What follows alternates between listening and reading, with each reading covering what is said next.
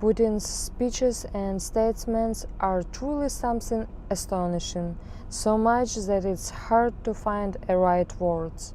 You know, I listened to those 4 hours of his speech, and it was incredibly interesting to me how one can so skillfully do certain things, very horrible things, which are recorded, documented, have material evidence, while at the same time saying that you are not doing this, and many people will believe exactly your words rather than the evidence of your actions.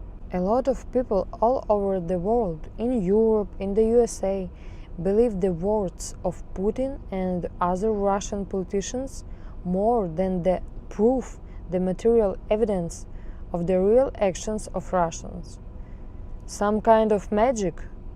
Putin says with his own mouth, Russia has never initiated any military confrontations itself.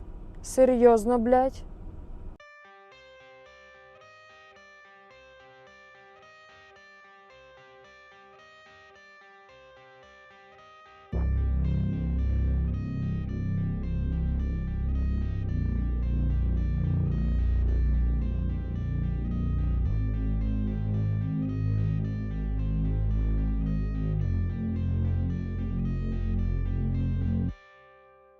Of course, Russian troops and drones just somehow miraculously ended up on the territories of other countries. Putin says, plans of Russia attacking Europe? That's absurd. We are not planning anything like that. And then immediately adds, but the militarization of Europe is unacceptable. European countries must not arm themselves so much or build up their military forces. Russia will take certain measures in response to this. The main thing is not words, but actions. Drone attacks on Europe are not a random, impulsive incidents.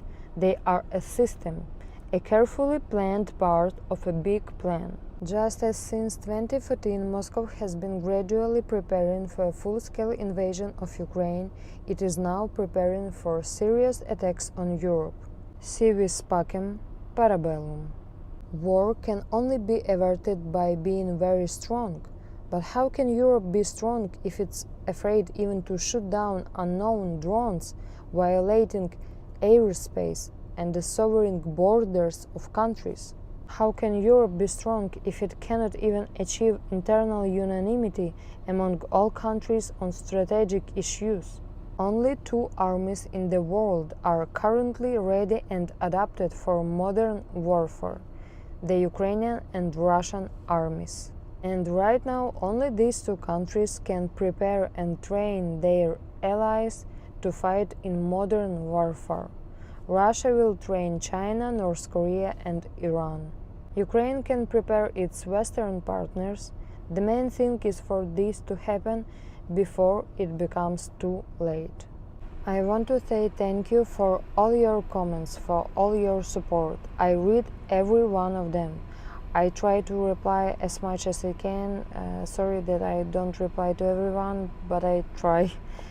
So as always, don't forget to subscribe to this channel, and if you like content, if you want more videos, you can support this channel with PayPal or other options, info in bio. It will be very nice for me.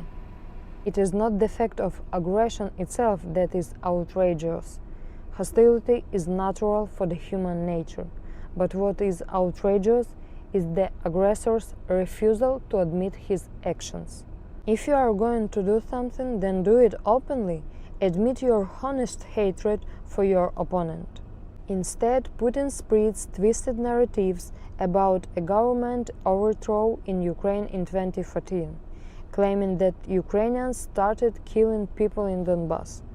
And then Moscovites from Moscovia came to Ukraine to protect the Moscovites in Donbass. The beginning of Moscow's continuous wars against Ukraine started not in 2014, but in the 12th century, when the Moscow's principality broke away from the authority of Kievan Rus and began attacking Kiev, aiming to occupy the historical and cultural center of Rus. Putin warned Trump that if the US supplies tomahawks to Ukraine, their friendship will be over. We'll see how much Trump wants to be friends with Putin. Recently, Trump used to like him a lot. Putin wants to finally separate the USA from Europe, to sow discord among allies. He needs the collapse of Euro-Atlantic solidarity and the complete destruction of the unipolar world dominated by the United States. Putin is trying to convince everyone that the world has already become irreversibly multipolar and that the collective West has no longer holds significant influence. And of course, it is the BRICS countries, China, India, Russia, and the others, that are taking over the role of global leaders. This could indeed happen if the European Union fails to resolve its internal problems and conflicts. Russia is actively financing and promoting pro-Russian politicians in Europe, such as Orban, Fico, and others who work to undermine Europe's unified and strong stance. The new US policy also contributes in many ways to strengthening China, Russia, and India, bringing them closer together. If the United States weakens its allied cooperation with Europe in military and economic spheres by its own hands, it will be the greatest gift to its opponents. This will affect the lives of all people in Europe and the United States, their financial well-being, and their need to accept policies and live by the rules and demands imposed by BRICS.